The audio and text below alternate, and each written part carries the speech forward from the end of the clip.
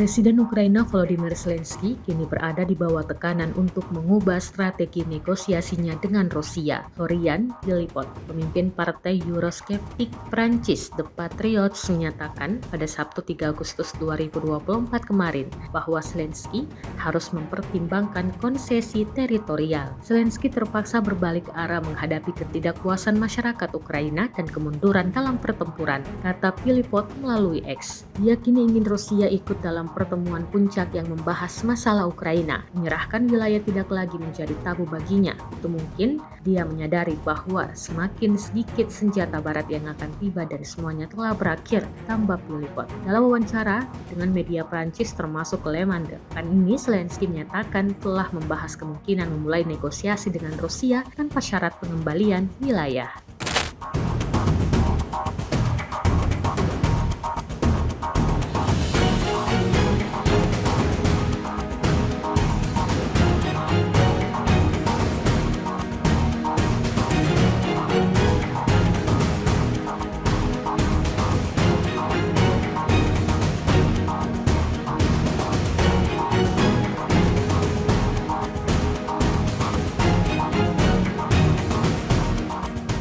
Download Tribun X sekarang, menghadirkan lokal menjadi Indonesia.